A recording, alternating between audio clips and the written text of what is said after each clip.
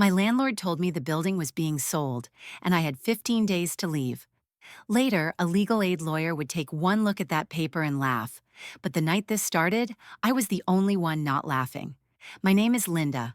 I'm 68, and I've lived in this little one-bedroom in Milwaukee for 23 years. My Social Security check hits on the 3rd of every month. My rent stayed low because the old owner, Mr. Harris, used to say I was a good tenant. Paid on time, kept things decent. The apartment isn't fancy, but it's mine. My curtains, my chipped blue mugs, framed pictures of my kids and grandkids. My whole life stacked neatly on these old wooden floors. That evening, I sat at my small kitchen table, sorting coupons and making my list for the week. Careful, as always, counting every dollar in my head. Beans, rice, chicken when it was on sale, and maybe a small treat if I squeezed hard enough. My back ached, but the apartment felt warm, like it was holding me up. Then I heard footsteps in the hallway. Not the slow, heavy steps of Mr. Harris. These were faster, sharper. I'd learned to recognize them over the last 2 months, ever since the new landlord bought the building. His name is Brandon, mid-30s, expensive shoes that clicked on the tile, a cologne that arrived before he did. He knocked, quick and firm, not polite, not patient. 3 hard raps that tightened my chest. When I opened the door, he was already half-turned toward the stairwell, like seeing me was just another item on his list. "Hey, Linda," he said, like we were old friends, just checking in. "You doing okay in there?" The words sounded friendly, but they landed wrong. The hey felt careless, like my name on a spreadsheet. Checking in felt like checking up. I forced a small smile anyway. "I'm doing fine." "Thank you," I said, just making my grocery list. His eyes slid past me and into my living room. That look hurt more than anything he said. His gaze moved over my worn couch, my old TV, the crocheted blanket my sister made before she passed. Something flickered across his face. Annoyance, maybe. Disgust. Whatever it was, it made me feel small, like my home was a problem he needed to fix. "You know," he said, leaning on the doorframe, "this building has a lot of potential. I'm thinking big renovations. These units could really shine." The word shine stung, like the way I lived was dull, not enough. I followed his gaze to my curtains. I'd sewn them myself from clearance fabric, little yellow flowers that made the room feel brighter in winter. Suddenly they looked cheap, like something meant to be ripped down. "Oh," I said, my voice softer than I wanted. "Well, that's nice." He smiled, but not the warm kind. "Tight, business." "Yeah, but to really do it right," he went on, "I'd probably have to get people moved out for a while. You know how it is. Contractors, dust, noise. Not ideal for consignors, seniors." The word landed like a slap. I heard what he really meant. People like you, old, slow, in the way. My cheeks burned. I'd spent decades working, raising kids, paying bills, surviving. Now I was being talked about like fragile furniture. "I've managed through renovations before," I said, sharper than I intended. "This place had the pipes replaced back in 2009. I stayed. He chuckled, and the laugh went straight through me. Not friendly, dismissive. "Well, codes are different now," he said. "Investors want upgrades, and honestly, you've had a pretty good run with this rent. Most people would kill for a price like this." Had a good run. The phrase echoed in my head. Like my home was a lucky streak at a casino, and it was only fair it ended. As if I hadn't paid every month. As if I hadn't scrubbed these floors on my knees. As if keeping a quiet, decent home for 2 decades was some kind of favor he'd been doing me. I nodded slowly because I didn't know what else to do. Inside, something wilted. His words kept stacking up. Potential, investors, seniors, good run, and each one chipped away at the feeling that this was my home. Then he straightened. "Anyway," he said, "just giving you a heads up that changes are coming. I'll be in touch. Don't worry too much yet." Yet. That one little word felt like a warning. My stomach knotted. I watched him walk down the hall, his footsteps echoing like they owned the building already. I closed my door gently, but my hands were trembling. I went back to my kitchen table and stared at my grocery list. I tried to focus on the numbers, whether I could afford the better coffee this month, but Brandon's voice kept bouncing around in my head. You've had a pretty good run. I looked around my apartment, and for the first time in 23 years, I felt like I was already being pushed out, even though I hadn't moved an inch. The paper showed up 2 days later, like an answer to a question I'd never asked, but had been dreading anyway. I opened my door late afternoon to take out the trash and almost stepped on it. A single sheet of notebook paper, crooked, taped to my door with cheap, clear tape. My name was written at the top in big, rushed letters. Linda. No Ms., no last name. Just Linda, like a label on something that was about to be tossed out. My chest tightened before I even read the rest. I peeled it off carefully, like it might crumble in my hands, though the message had already started breaking something inside me. The handwriting was messy and uneven. I recognized it from the notes Brandon had been slipping under doors about new policies and updated procedures. He'd traced over the title twice, pressing hard like force could make it legal. Notice to vacate. You have 15 days to move out due to upcoming renovations and sale of property. Please cooperate so we can make this process easy for everyone. Every word landed like a shove. Notice to vacate sounded official, but there was no letterhead, no address, no city seal, just loose paper like something torn from a school notebook. You have 15 days hit me right in the stomach. 15 days to pack up 23 years. 15 days to find a new place on a fixed income in a city where I already knew the rent had climbed past what I could manage. Please cooperate stung the most. It was polite on the surface, but underneath it sounded like this. Don't fight. Don't cause trouble. Just disappear. I read it again and again, eyes burning, hands shaking. There wasn't even a date. No signature at the bottom. Just his first name scrawled in the corner like an afterthought. Brandon. No last name, no phone number, nothing. Careless, like I wasn't worth details.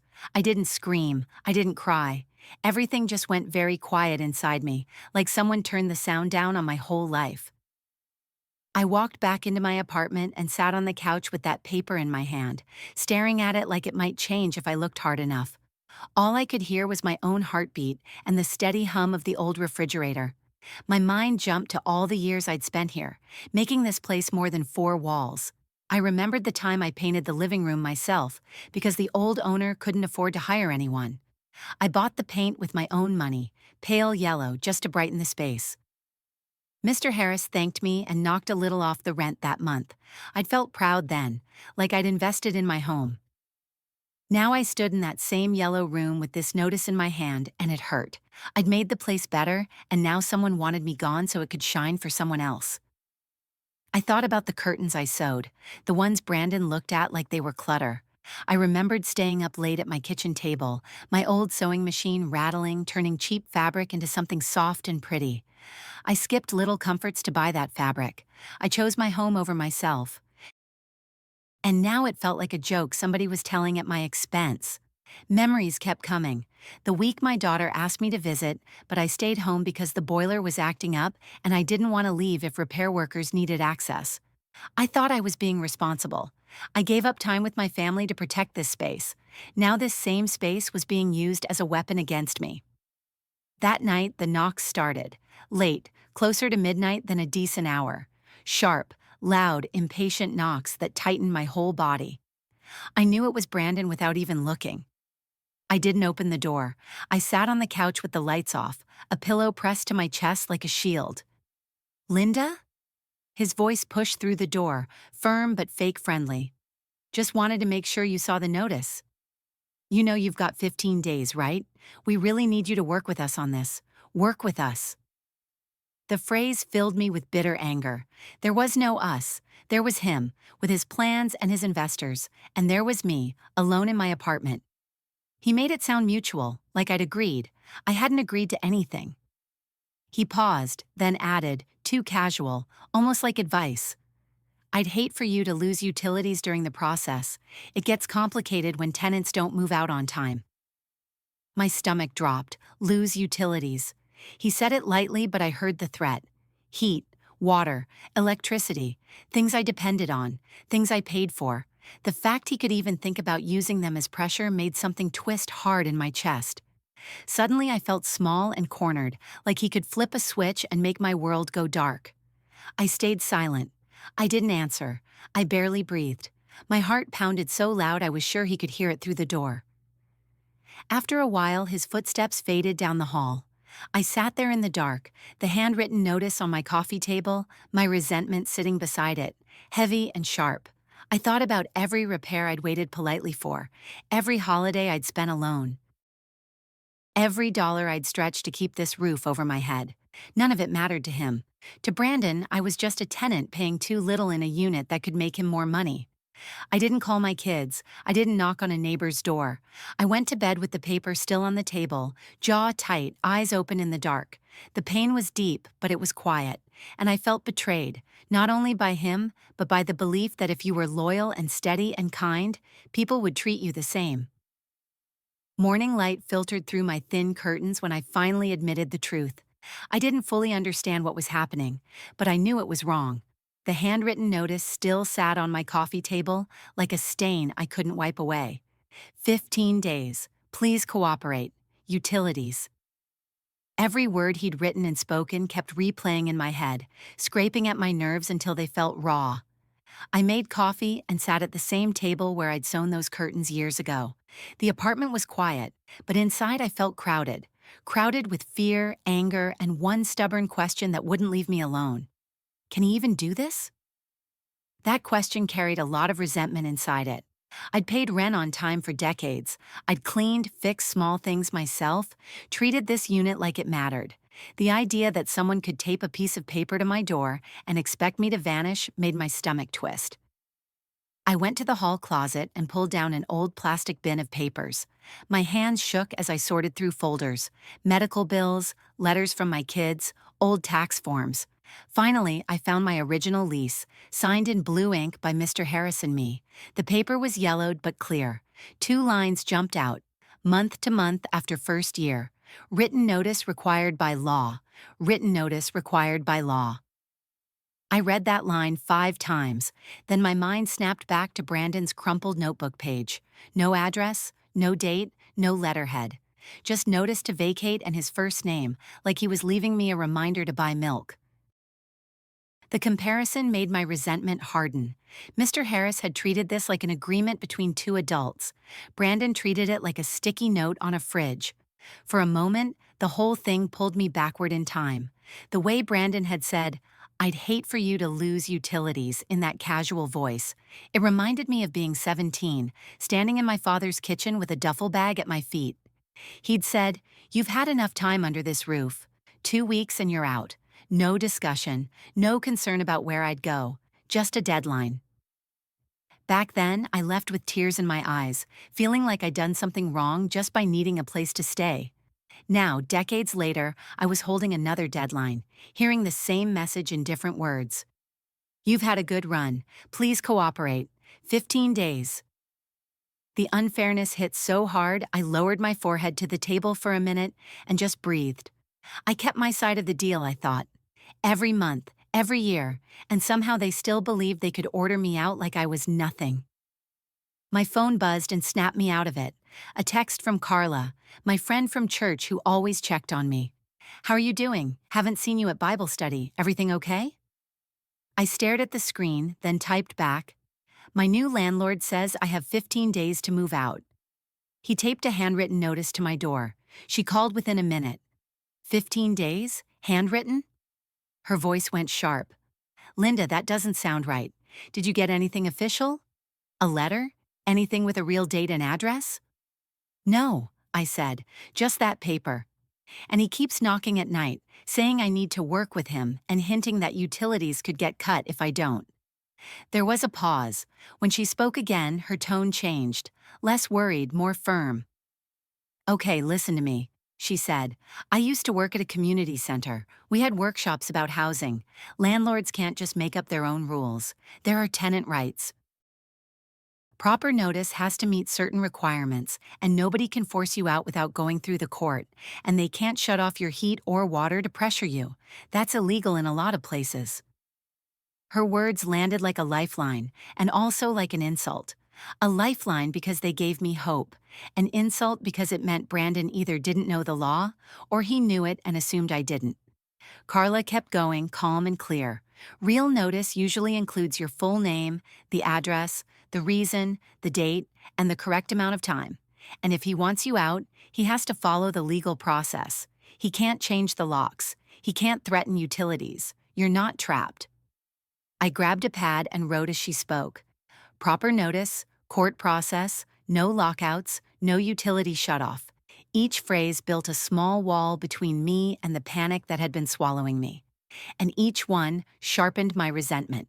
Every late-night knock, every cooperate, every little hint about heat and water. It didn't look like confusion anymore.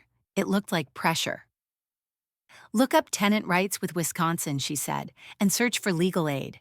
They help for free or low cost. Some even have hotlines. You don't have to do this alone. After we hung up, I opened my old laptop. It was slow, but it worked. I typed Tenant Rights Wisconsin notice to vacate into the search bar and started reading. Page after page said versions of the same thing. Landlords must give proper written notice. Tenants can't be forced out without a court order. Utilities can't be used as leverage. There may be additional protections for older tenants. Seeing it written out in plain language made my heart pound. But now it wasn't only fear. It was anger waking up and standing straight. Brandon hadn't given proper notice. He hadn't gone to court. He was using tape notes and late-night pressure instead of following the process. It felt like he'd looked at me, an older woman living alone on a fixed income, and decided I'd be easy to scare. Then I found reviews of his property company. People mentioned aggressive notices, pressure to move out, renovations used as excuses, and I found a post where he bragged about turning old units with long-term tenants into modern spaces with higher returns. Sometimes you have to clean house to make progress, he wrote. Clean house. My jaw clenched. To him, we were clutter, something to clear out so the numbers would look better on a screen. Every word he used, progress, potential, shine, sounded like another way of saying, people like you don't belong here anymore. But as I read, something shifted. A week earlier, I might have cried or started packing boxes. Now, with my lease in one hand and my notes in the other, I felt different. Still scared, still hurt, but informed, a little stronger, less like prey, and more like a person with choices. I looked around my apartment. For the first time since this started, I didn't only see a place I might lose. I saw a place I had a right to fight for. I didn't have to rush out because he said so. I didn't have to answer late-night knocks. I didn't have to accept threats as fate. I set the handwritten notice next to my lease and whispered out loud, "You don't get to decide that I'm done here." In that moment, I let go of helplessness. I was still afraid, still shaken, but I wasn't only a victim anymore. I was a tenant with rights, and whether Brandon liked it or not, I was going to start acting like it. By the next afternoon, I had a phone number written in big, shaky letters on a notepad. Tenants' Rights Hotline, free. Carla had sent it with one simple message. Call them. You don't have to deal with this alone. Just seeing the words rights and free together gave me a small, steady feeling in my chest. I sat at my kitchen table with the handwritten notice in front of me, my lease beside it, and my phone in my hand. For a long moment, I only listened to the clock. Then I took a breath and dialed. A woman answered, calm, clear, professional. She asked my name, my age, and what was happening. As I told her about the taped notebook notice, the late-night knocks, and the comments about utilities, I heard my own story out loud for the first time. Saying it slowly made it heavier, more real. When I finished, there was a pause. Then she said, "Linda, what you're describing sounds like harassment and an attempt at an illegal eviction. That paper is not a valid notice. He can't give you 15 days on a handwritten note and threaten utilities. That's not how this works." Hearing the words illegal eviction made my resentment rise again, but this time it had direction. It wasn't just pain anymore, it was anger with a name and a shape. Every knock, every please cooperate, every hint about losing utilities lined up like evidence. She transferred me to a legal aid attorney. His voice was calm and steady, a little older, like someone who'd heard stories like mine 100 times and still cared. "Tell me everything from the beginning," he said. "Don't leave out details. The details matter." So I did. I told him about Brandon's first visit, how he talked about potential and investors, how he said seniors like it was a weakness. I told him about the notice with no date, no address, no letterhead. I told him about the late night knocks and the line about utilities. I even read the exact sentence off the paper. Please cooperate so we can make this process easy for everyone. When I read that, I heard him take a slow breath. Okay, he said, here's what we're going to do. First, you are not moving out. Do not pack because of that paper. Second, document everything. Take clear photos of the notice. Write down the time and date every time he knocks and what he says. Third, I'm drafting a letter on our letterhead citing state housing law. We'll tell him the notice is invalid, the behavior is harassment, and any attempt to pressure you, especially anything involving utilities, will be treated seriously. The phrase "our letterhead" felt like a shield being placed in my hands. Not something dramatic, not loud, calm, structured, official, the opposite of his sloppy notebook paper. He asked me to email photos of the notice and my lease.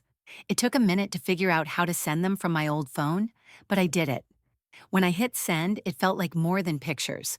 It felt like I was handing my story to someone who could actually do something with it. Later, while I wrote down dates and times in my notebook, there was another knock. Same rhythm. 3 sharp hits, impatient. My heart jumped, but I didn't freeze this time. I picked up my pen and looked at the clock. 11:07 a.m. Knock 3 times.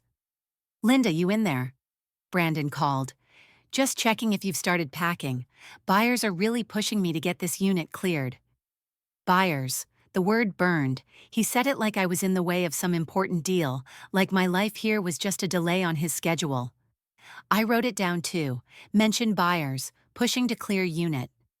I stayed silent for a moment, then spoke through the door, keeping my voice level. I've received legal advice, I said. Any further communication about my tenancy should go through my attorney. You'll be getting a letter. The silence after that felt thick. I could almost picture his face, confused that I wasn't apologizing or promising to cooperate. An attorney? He repeated, like the word tasted wrong. Linda, come on, there's no need to make this hostile. We're improving the building. This is a positive thing. You don't want to be the one holding up progress, right? Every line annoyed me. No need to make this hostile, as if I was the one taping fake notices to doors. Positive thing, as if fear and pressure were a favor. Holding up progress, like my life here was a mistake he needed to correct. My jaw tightened, but my voice stayed even. Please speak to my attorney, I repeated. I won't discuss this at my door. I heard him shift his weight, then exhale sharply. Fine, he said. If you want to make this complicated, that's on you. Complicated. I almost laughed. He tried to force me out with a handwritten note and midnight pressure. Now that I had help, suddenly I was the problem. His footsteps moved away down the hall. I sat back down and wrote. Told him to speak to attorney. He said I was making this complicated. A few hours later, the legal aid attorney called me back. The letter is ready, he said. We sent it by email and certified mail. We cited state housing law, reminded him of your rights as a long-term tenant, and informed him that any attempt to shut off utilities, change locks, or force you out without a court order will be treated as harassment and an illegal eviction. We requested that all future communication go through us. As he spoke, I pictured Brandon reading it, his confident tone slipping as he saw the words harassment and illegal eviction on official letterhead. The satisfaction I felt surprised me with its strength. I didn't need to yell. I didn't need to beg. The letter did the talking for me. That evening, the hallway stayed quiet. No knocks, no footsteps, no fake friendly voice trying to push me along. I sat in my living room with my notebook in my lap. Every time I'd felt small, I'd written something down. Now those words weren't just proof of my fear. They were a record, a pattern, a case. I looked around at my curtains, my photos, my chipped mugs, and felt something new settle in. I still resented every way he tried to scare me, every dismissive word, every threat tucked inside polite phrases. But under that resentment was something stronger. Quiet power. I hadn't moved. I hadn't packed. I'd met his pressure with a lawyer's letter and a written record of his behavior. For the first time since this started, I wasn't only reacting to him. I was ahead of him, and he didn't even know how much I knew now. Shortened version, English, approximately 5,000 characters, voiceover ready. A week after the lawyer sent that letter, I opened my mailbox and saw a clean white envelope with the property company's logo in the corner. No crumpled notebook paper this time, no tape, real letterhead, real stamp.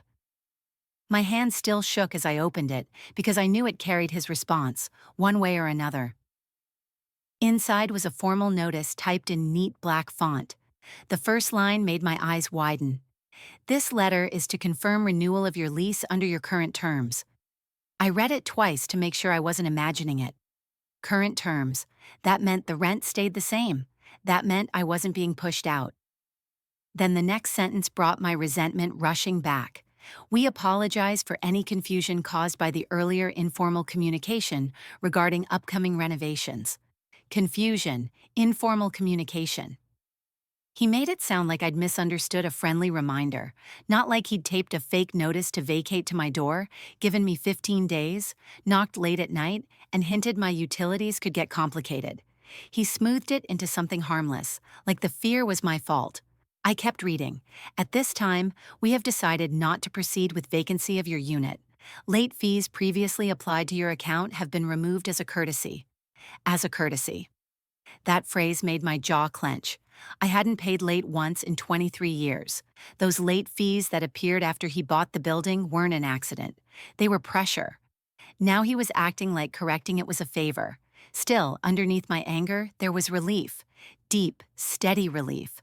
I wasn't going to be pushed out by a fake deadline.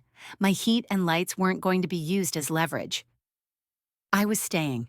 I set the new letter next to the handwritten notice and stared at the difference. One looked official and calm. The other, with rushed letters and scratched-over words, looked exactly like what it was, an attempt to scare me. Later that day there was a knock, softer than before, almost polite. I checked the peephole and saw Brandon standing there dressed a little sharper than usual, hands in his pockets like he was stopping by for small talk. I opened the door just enough to be decent, the chain still on. "Hey Linda," he said, "got a minute? Just wanted to clear the air, clear the air." The air hadn't gotten thick on its own.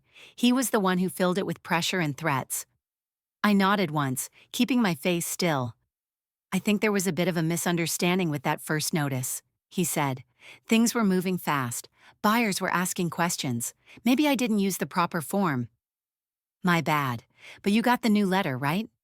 You're all set. We're good." Every line tried to shrink what he'd done. A misunderstanding, maybe the wrong form. My bad. Like he'd made a small mistake, not tried to push an older woman out of her home. "I received the letter," I said. My attorney did too. For the first time, I saw something flicker in his face. He shifted his weight. "Right, yeah," he said quickly. "No hard feelings, okay? I'm glad we could resolve this without it getting messy." Messy. It had already been messy. For me. For him, it was paperwork and a few knocks. For me, it was nights staring at the ceiling, wondering where I would go. I didn't argue. I didn't explain. "I'll be keeping all the paperwork," I said, "just in case." He gave me a tight smile. "Sure, you do that. Enjoy your day, Linda." When I closed the door, I leaned against it and let out a long breath. His words still stung. Every attempt to rewrite what happened, every effort to make it sound small. But now the hurt sat beside something stronger, the knowledge that I hadn't been wrong to push back. That evening, I sat at my table with both notices, my lease, and my notebook. I kept thinking about how many people would pack and leave just because a landlord said, "You must." So I spoke out loud, the way I would speak to someone watching this, someone holding a paper like mine with trembling hands. "If someone tapes a piece of paper to your door and tells you to get out," I said softly, "don't assume they're right. Real notices follow the law. They have proper dates and time frames. A landlord usually can't force you out without going through the legal process, and they can't use locks or utilities as pressure. There are people you can call," I continued. "Look up a tenants' rights hotline or legal aid group where you live. Many help for free or low cost. Show them the paper. Ask questions. And please, don't move out just because someone says you have 15 days, especially if it's written on notebook paper." I gathered everything into a folder and labeled it with my name and the year. My hands were steady now. The resentment was still there, but it didn't control me anymore. It had turned into something useful, a reminder of what fear can make you do, and what can change when you refuse to let fear win. Before bed, I stood in the doorway of my living room and looked at my yellow walls, my flowered curtains, my photos, my old couch. I was still here. "This is my home," I whispered, "and I have the right to be here." And if you've ever heard a voice telling you you have no choice, remember this: you don't have to earn the right to be treated fairly. You already deserve it. And if this story helps you or someone you love, pass it on, so the next person who hears you must leave knows they're allowed to say, "No, I'm not going anywhere."